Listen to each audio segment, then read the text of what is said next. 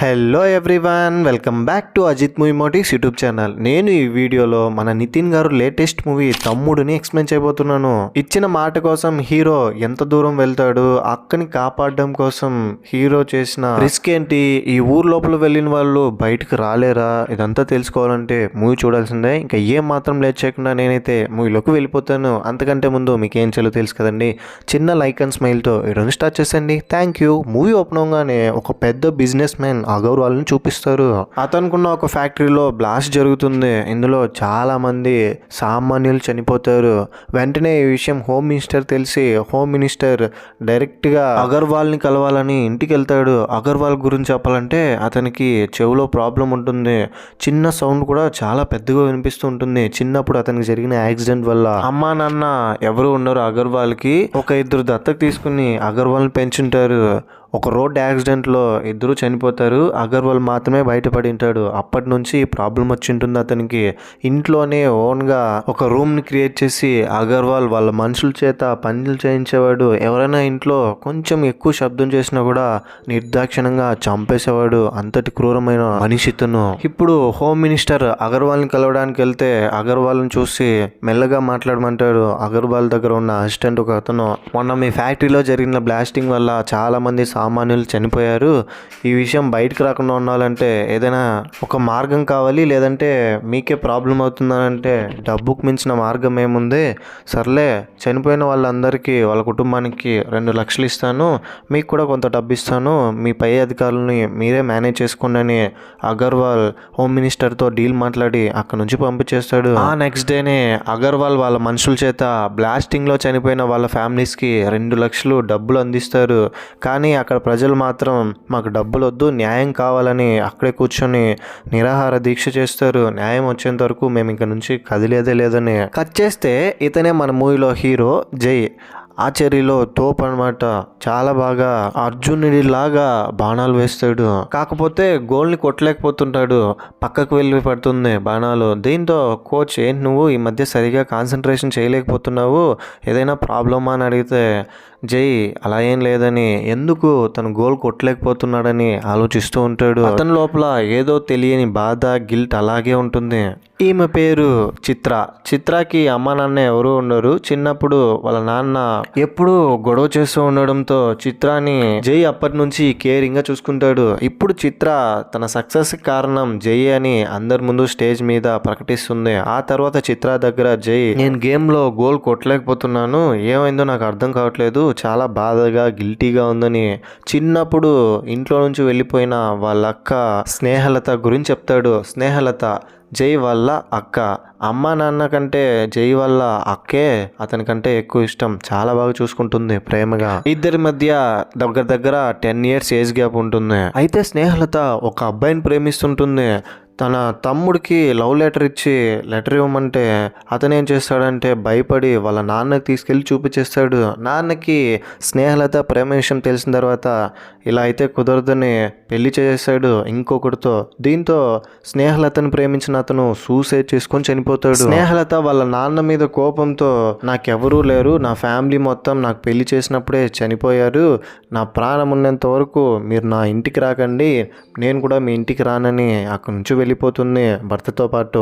చిన్నప్పుడే ఆ లెటర్ వాళ్ళ నాన్నకు చూపించడం వల్ల అక్క జీవితమే నాశనం చేసినట్టు నాకు ఇప్పటికీ గిల్ట్గా ఉందని ఇంతవరకు జరిగిందంతా చిత్రతో షేర్ చేసుకుంటాడు జై. చిత్ర జై సిచ్యువేషన్ అర్థం చేసుకుని, జై లోపల ఉన్న గిల్ట్ పోవాలంటే అక్కని కలవాలి, అక్క గురించి డీటెయిల్స్ కనుక్కో, మనం అక్క ఉన్న చోటుకి వెళ్దామని చెప్తుంది. కట్ చేస్తే ఇప్పుడే తమ్ముడు మూవీ టైటిల్ కార్డ్ పడుతుంది. అగర్వాల్ అసిస్టెంట్స్ కొంతమంది గవర్నమెంట్ రిపోర్టర్స్ని పిలిచి, ప్రభుత్వం మాకు అనుకూలంగానే ఇప్పుడు పనిచేస్తుంది, మీరందరూ ఈ పేపర్లో సైన్ చేస్తే చాలు, ఫ్యాక్టరీలో బ్లాస్టింగ్కి మాకేం సంబంధం లేదు, యాక్సిడెంటల్గా జరిగిందని మీరు సైన్ చేయాలని అంటే అక్కడున్న వాళ్ళు, మా ఎగ్జామినేషన్లో ఏం తెలియదో తెలుసా, మీరు ఫ్యాక్టరీని యాక్సిడెంటల్గా బ్లాస్ట్ చేయలేదు, వాంటెడ్గానే బ్లాస్ట్ చేశారు, వాళ్ళందరికీ న్యాయం చేసేంత వరకు మేము సంతకం పెట్టము అని చెప్తారు. దాంతో అక్కడున్న వాళ్ళందరినీ కొట్టి వాళ్ళ ఫ్యామిలీస్ని అడ్డుపెట్టి బెదిరించి సంతకాలు పెట్టిస్తారు. కానీ చివరిగా ఒకే ఒక రిపోర్టర్ మాత్రం వీళ్ళకి అందుబాటులో ఉండదు. తన పేరు ఝాన్సీ. ఇప్పుడు వాళ్ళ మావయ్య ఊర్లో అంబర్ గొడుగులో జాతర జరుగుతుందని జాతర చూడడానికి అక్కడికి వెళ్ళి ఉంటుంది. ఈ జాతర పుష్కరాలకు ఒకసారి జరుగుతుంది. అంబర్ గొడుగు ఈ ఊరు గురించి చెప్పాలంటే అడవిలో ఉంటుంది. సిగ్నల్ సరిగా ఉండదు. ఒక రాష్ట్రానికి చెందిన ప్లేస్ కాదు కాబట్టి లా అండ్ ఆర్డర్ కూడా ఉండదు. ఎవరికి నచ్చినట్టు వాళ్ళు ఎవరిని పడితే వాళ్ళని చంపుతూ ఉంటారు. చాలా అంటే చాలా స్కేరియస్ట్ ప్లేస్ ఇది.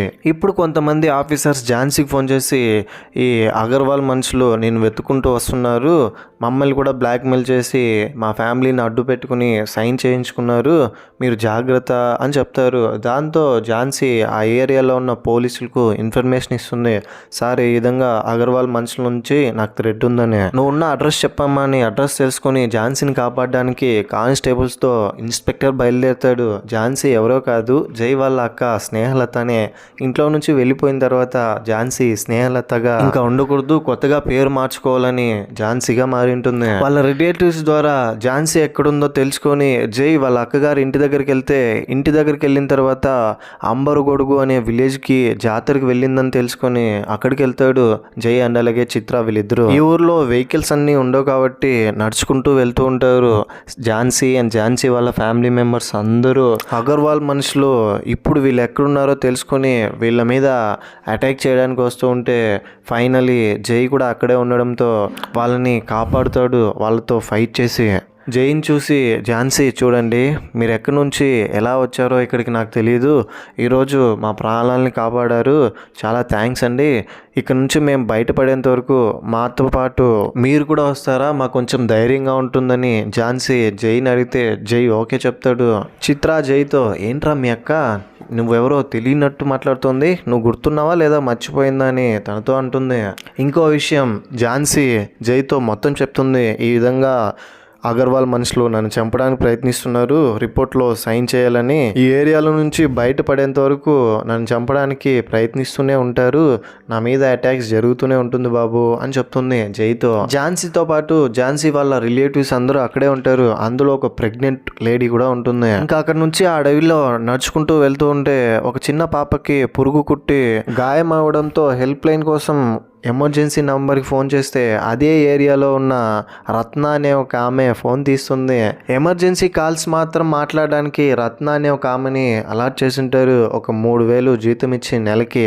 రత్న ఇప్పుడు జైతో ఏంటండి ఏంటి మీ ప్రాబ్లం అంటే, ఇలా ఏదో ఒక పురుగు కుట్టి గాయంతో ఉండింది, నేను అక్కడ నుంచి వచ్చి హాస్పిటల్ కోసం వెతుకుతున్నానంటే ఈ ఏరియాలో హాస్పిటల్లో ఏమీ ఉండవు, నేను ఒక ఆకు గురించి చెప్తాను, ఆ ఆకు తీసి ఆ ఆకు నుంచి వచ్చే రసాన్ని ఆ గాయం మీద పిండుని కట్టమంటుంది. ఆ తర్వాత ఆ దారిలో ఏం సందేహం వచ్చినా రత్నకి ఫోన్ చేసి అడిగేవాడు. రత్న ఏంటా వీడు ఇన్నిసార్లు ఫోన్ చేస్తున్నాడు, నా ఉద్యోగానికి వీడొక్కడే న్యాయం చేసేలాగా ఉన్నాడే, యూటిలైజ్ చేసుకుంటున్నాడు బాగా అని అనుకుంటుంది ఎమర్జెన్సీ కాల్ సెంటర్.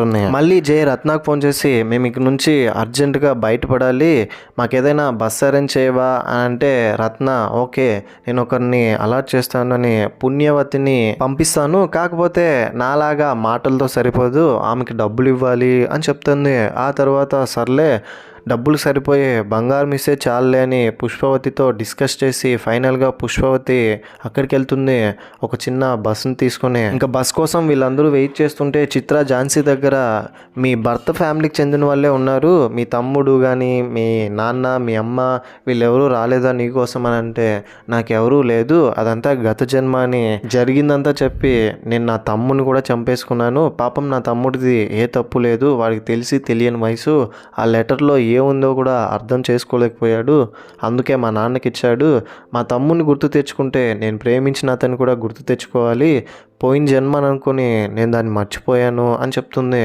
నాకు ఇంకా తమ్ముడు కానీ నాన్న అమ్మ వీళ్ళెవరూ లేరని. మళ్ళీ వీళ్ళున్న ప్లేస్ తెలుసుకుని అగర్వాల్ మనుషులు వీళ్ళని చంపడానికి వస్తే పుణ్యవతి ఆలోపు బస్ తీసుకొచ్చేస్తుంది, అందరూ బస్ ఎక్కేస్తారు.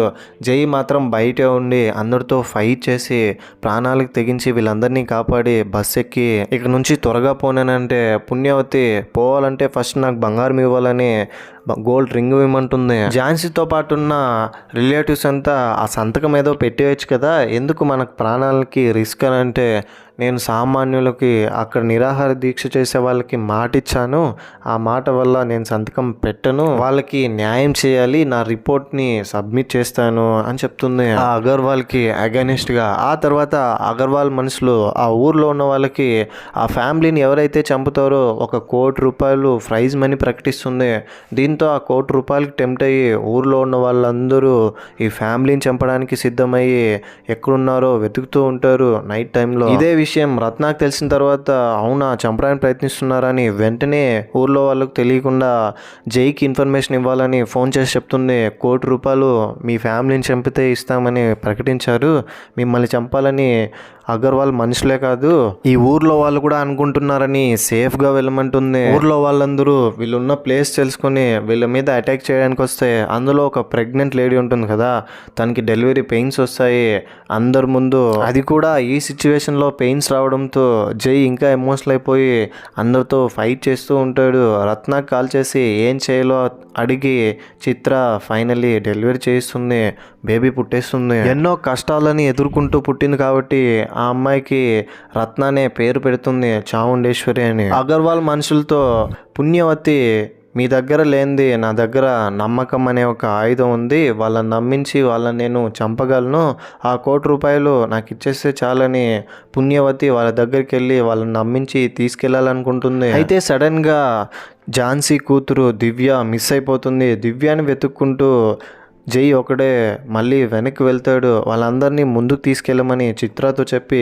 దివ్యాని వెతికి ఫైనల్గా ఒక ప్లేస్లో దివ్య ఎక్కడుందో కనుక్కొని దివ్యాని అక్కడి నుంచి తీసుకెళ్తుంటే ఊర్లో ఉన్న మనుషులు మళ్ళీ ఆ పాపను చంపడానికి ప్రయత్నిస్తే వాళ్ళతో పోరాడి అక్కడి నుంచి తప్పించుకొని వస్తాడు. ఇటువైపు పుణ్యవతి చిత్ర దగ్గరికి వెళ్ళి నేను రైట్ దారిలో తీసుకెళ్తాను, నాతో పాటు రండని నమ్మించి పుణ్యవతి చిత్రాని ఝాన్సీని మిగతా వాళ్ళందరినీ తనతో పాటు తీసుకెళ్తుంది. ఒక ప్లేస్ తీసుకెళ్ళి మిమ్మల్ని చంపితే ₹1 కోటి ఇస్తామని చెప్పారు, మిమ్మల్ని చంపడానికి ప్లేస్ తీసుకొచ్చానని పుణ్యవతి అంటే చిత్ర కోపం వచ్చి పుణ్యవతితో గొడవ పడుతుంది. ఇద్దరి మధ్య బిగ్ ఫైట్ నడుస్తుంది. పుణ్యవతి చనిపోతుంది ఫైట్లో. చిత్రకి ఒక కత్తిపోటుతో పాటు చాలా గాయాలైంటుంది.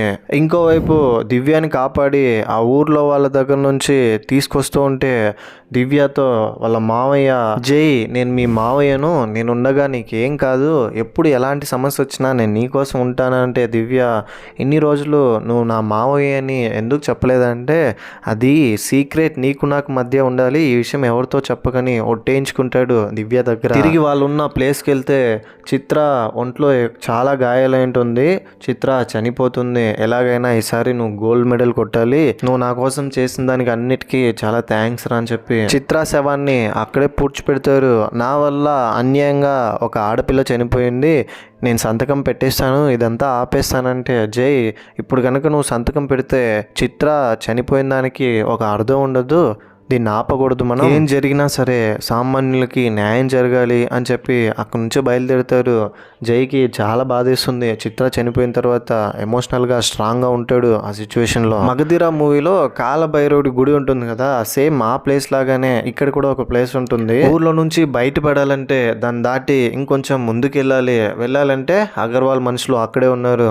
ఈసారి ఆ రౌడీ ఝాన్సీని పట్టుకొని ఝాన్సీ గొంతు మీద కత్తి పెట్టి అందరూ సరెండర్ అయిపోయింది, వీళ్ళని చంపాలని మాట ఇచ్చాను నేను అగర్వాల్ సార్కి అని అంటే, ఇంతకుముందు ఆచార్యలో సరిగా గోల్ కొట్టలేకపోతారు కదా జై, ఇప్పుడు బాణంతో గోల్ ఏం చేసి ఆ రౌడీ కళ్ళల్లోకి బాణాన్ని వదిలితే అతను కింద పడిపోతాడు. ఆ తర్వాత గాయాలతో ఉన్న ఝాన్సీని హాస్పిటల్ తీసుకెళ్తాడు. ఇంకా అక్కడ నుంచి ఈలోపు ఇంకా కొంతమంది వీళ్ళ మీద అటాక్ చేయడానికి వస్తే రత్న అక్కడికి గుర్రంలో వచ్చి వాళ్ళందరినీ చంపి వాళ్ళని కాపాడుతుంది. అయితే అప్పటికే అక్కడ నుంచి జై వెళ్ళిపోయి ఉంటాడు. వాళ్ళని చూడలేకపోయానన్న బాధతో కాపాడను అన్న హ్యాపీనెస్తో అక్కడ నుంచి వెళ్ళిపోతుంది. అంబర గొడుగులో నుంచి బయటపడిన తర్వాత ఝాన్సీకి ట్రీట్మెంట్ అందించి ఇంకా నెక్స్ట్ డే అగర్వాల్కి అగైనెస్ట్గా రిపోర్ట్ అందించాలని నేరుగా కలెక్టర్ ఆఫీస్కి తీసుకెళ్తూ ఉంటే ఇక్కడ కూడా ఎన్నో సమస్యలు మళ్ళీ అగర్వాల్ మనుషులు వీళ్ళ మీద అటాక్ చేస్తూనే ఉంటారు. ఎలాగోలాగా జై కూడా వాళ్ళందరినీ తప్పించి ఆఫీస్ దగ్గర తీసుకెళ్ళిపోయి ఇంకా రిపోర్ట్ సబ్మిట్ చేస్తూ ఉంటే ఇటువైపు సామాన్యులు అగర్వాల్ అక్కడికి వచ్చిన తర్వాత గట్టిగా శబ్దాలు చేస్తున్నారు, ప్లేట్లను కొడుతూ. ఆ శబ్దాలకి అగర్వాల్ అరుస్తూ అక్కడే చనిపోతాడు. అగర్వాల్ వాంటెడ్గానే కావాలనే ఆ ఫ్యాక్టరీని బ్లాస్ట్ చేయించి అందులో ఉన్న వాళ్ళని చంపేసి ఆ ఫ్యాక్టరీ పేరు మీద ఉన్న ఇన్సూరెన్స్ డబ్బుల కోసం ఇదంతా చేశాడని ప్రూవ్ అయ్యి అతను అక్రమంగా సంపాదిస్తున్న ఆస్తులు డబ్బులు ఇదంతా సామాన్యులకి పంచి పెడతామని ఆఫీసర్స్ కూడా జడ్జిమెంట్ ఇస్తారు. సామాన్యులందరూ ఝాన్సీకి థ్యాంక్స్ చెప్తే ఝాన్సీ మాత్రం మీరు థ్యాంక్స్ చెప్పాల్సింది నాకు కాదు జైకని, ఈ జన్మలో నా తమ్ముడు వీడు నా కోసం ప్రాణాలకు తెగించి మరి నన్ను కాపాడాలని నా తమ్ముడు అని చేయి పట్టుకుని ఎమోషనల్ అయిపోతుంది. జైకి కావాల్సింది కూడా అదే, గత జన్మ గుర్తు చేయకూడదు కానీ తమ్ముడు అని యాక్సెప్ట్ చేయాలి. ఝాన్సీ కూతురు దివ్య కూడా జైని మావయ్య అని హక్ చేసుకుంటుంది. ఆ తర్వాత కొన్ని రోజులకి గోల్ కొట్టి ఛాంపియన్షిప్ సంపాదించి గోల్డ్ మెడల్ తీసుకుని వెళ్ళి చిత్రాన్ని పూడ్చిపెట్టింటారు కదా ఆ ప్లేస్లో వెళ్ళి పెడతాడు. అండ్ అక్కడే ఉన్న రత్నాన్ని వెళ్ళి కలుస్తాడు. రత్న కూడా జైన్ చూసి చాలా హ్యాపీగా ఫీల్ అవుతుంది. ఇంతటితో మూవీ ఎండ్ అయిపోతుంది. మూవీపై మీ ఒపీనియన్ ఏంటి, నా ఎక్స్ప్లెనేషన్ మీకు ఎలా అనిపించింది అనేదాన్ని కింద కమెంట్ బాక్స్లో తప్పకుండా నాతో షేర్ చేసుకోండి. ఇలాంటి కైండ్ ఆఫ్ మరిన్ని మూవీ ఎక్స్ప్లెనేషన్ వీడియోస్ కోసం మన ఛానల్ని సబ్స్క్రైబ్ చేసి బెల్ ఐకాన్ క్లిక్ చేసేయండి. ఇంకో ఇంట్రెస్టింగ్ వీడియోతో మీ ముందు ఉంటాను. అంతవరకు సేఫ్గా ఉండండి, నవ్వుతూ ఉండండి, నవ్విస్తూ ఉండండి. Thank you. జై హింద్.